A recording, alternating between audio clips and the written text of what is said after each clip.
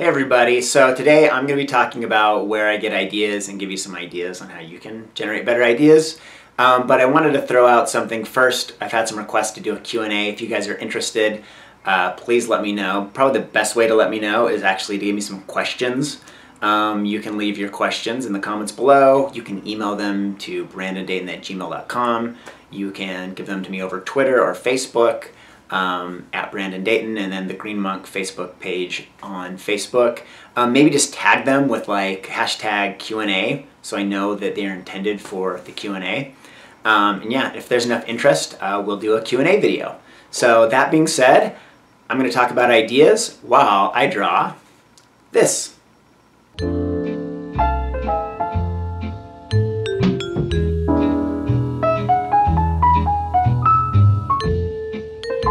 A common question that lots of artists get is, where did you get your ideas? I mean, it's something I think that gets asked so often that it almost has become like a punchline.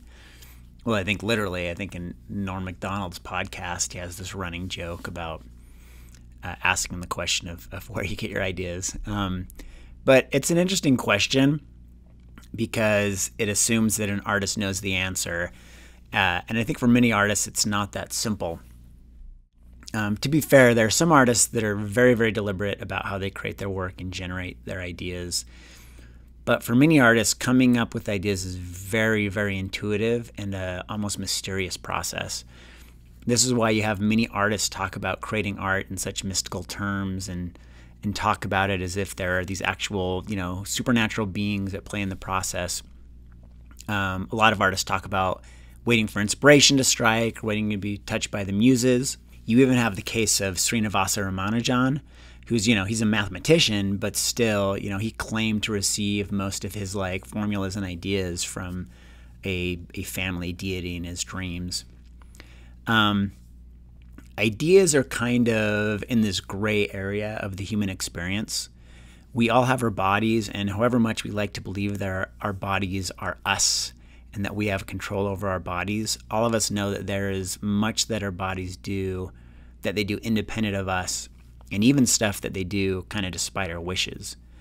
Like, I want my intestines to be okay with me having a cup of coffee, but so far they don't want to cooperate. This even applies to our brain and our mood. Anyone that's ever been caught in a cycle of obsessive thought or depression is totally aware of this. So I think ideas fall halfway into this category. In some respect, our brains are just going to make ideas randomly or not. And you may have a mind that is well suited to that or not. I mean, honestly, some of the best ideas I have had have come to me in really mysterious ways, like in dreams. Usually these really weird dreams you have when you're, you sleep in or you're kind of half asleep. And they're usually my most bizarre ideas, but many of my favorite ideas come out of nowhere. They aren't a result of any work or thought or preparation. It's also important to remember that ideas and finished art are two different things. I've got a whole video on that that'll link here, but the important point for this topic is that there are two phases to creating good ideas. One is the generation phase, where you are nurturing a state of mind where good ideas more easily come to you, and the second is the editing phase. This is where the real work comes in, but it's the phase where you take your ideas and sculpt them into something that works. Let me break down these phases a bit further and talk about what I do to get the best results from each phase. So first, generating ideas. I have to admit that generating ideas has always been something that has come fairly easy to me. But I do think there's a reason that I generally am good at coming up with novel ideas. And this is an area that has been researched pretty thoroughly. And I think it's something that anyone can replicate and work on enhancing in their lives. So people that are more creative tend to be more open to new experiences. That's the real key there. And a lot of people, when they hear this, immediately think, okay, I've got to experience more things. I need to travel or read books that wouldn't normally interest me. Most people think, how can I add more openness to my life? And I think that this is the wrong way to conceptualize it.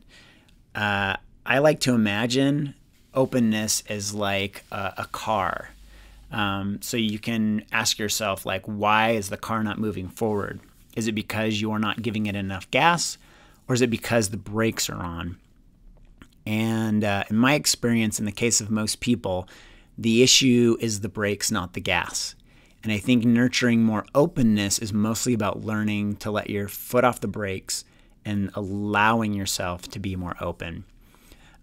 It's really easy to shut down dumb ideas, or to be embarrassed or ashamed by our ideas and our interests, or to be judgmental of our own curiosity. And this is unfortunate because one of the things that makes human beings special is that we carry on these qualities of childhood into adulthood. Most adult animals, they just like do what's necessary to survive. But humans are able to play, explore, invent, and imagine all the way to our deathbeds. There's an old saying that idle hands are the devil's workshop. And I think this is totally the opposite of true. When we direct our energies toward our curiosities, when we allow ourselves to be playful, that's where we're the most inventive. And that's not to say that judgment doesn't have a place. One of the great lines I heard from Jordan Peterson the other day, and I know I've been quoting a lot from him lately, but he's got some comments here and there that really fall in line with the ideas I've been exploring lately. But he made the comment that creativity is not just coming up with novel ideas, it's coming up with novel ideas that work. And sometimes you can get a sense of that immediately. You can be mulling over ideas and something strikes your fancy and you get super excited. And the reason you get excited is that you've got that little part of you that can sense that not only is this a new and novel idea, but that it could also work.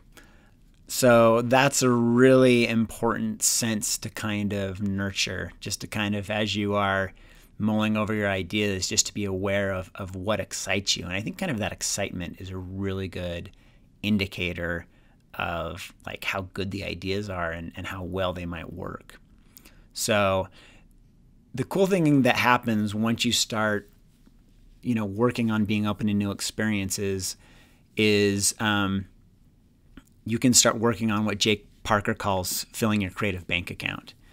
And without repeating what he says, I'll let you just look up his video on the topic. I think it's fantastic. But yeah, you got to allow yourself to be open to lots of ideas, and eventually you are going to input them into your life and into your brain, and they're going to mix and bump together and generate something new and compelling. But this also brings us to the importance of editing, of taking an exciting, novel, seemingly workable idea and taking it to the point that it's a real functioning thing. So one way that writers like Steven Pressfield or Stephen King have put it is that you kind of have to pay your dues before the muse will strike, or you have to like give your offering to the muses before inspiration will strike. And if you haven't, you should totally read War of Art by Pressfield and On Writing by King. But they are both big proponents of the idea that you need to dedicate yourself to creating every single day. And as you put in that work, your neurons are going to warm up, they're going to open up, they're going to start firing, and they're going to start making ideas come together. So their idea is that work comes first and inspiration comes after you work, which I'm a total believer in. I've had that absolute same experience. That being said, that's a very general overview of how it happens. I want to just talk briefly about some of the specific things I do to kind of invite the muses into my work. Sometimes hard work, lots of trial and error, and strategic focused problem solving is necessary to get an idea to a workable place. I recently rewatched Breaking Bad, and I was listening to a bunch of interviews with the writers. And one thing that really impressed me was how much hard and strategic work they put into making the show a success. The show is so tightly written that it seems like everything was planned out from the beginning. But when you listen to discussions with the writers, they talk about how sometimes they didn't even know how they were going to finish a season when they started. But they just worked really hard to make sure that everything tied together, that everything made sense for the characters, and that, all the threads kind of just worked out in the end. They talk about how in some cases they worked 4 weeks just to kind of like lay out a script.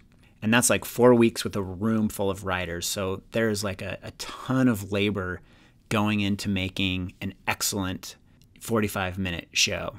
So sometimes you have to take a very thoughtful, strategic approach to editing. One of the things I like to do after an initial draft is to kind of just write down a list of questions I want answered, or kind of write out things that aren't working, things I still want, and kind of ask myself, I write this list of like, okay, how am I going to solve this problem? How am I going to solve this problem? This person needs this. How do I address that? So I just make this big list of questions. So it's like I'm interrogating myself. And then I go kind of one by one through the questions and try to generate as many answers as I can to the questions. So I'll be like, okay, for this character, maybe I could have him do X, or I could also have him do Y, or I could have him do Z, and just kind of explore, here's my different options, here's the problems with some of those options, here's why they might work. And so it's just kind of this very focused, strategic way for me to try to address the problems and tighten up issues with the script I may be writing.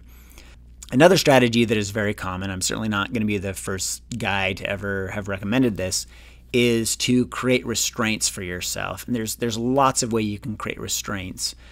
But for me, one of the ways I really like to create restraints is to find a single idea to riff off of, or like one or two ideas to riff off of.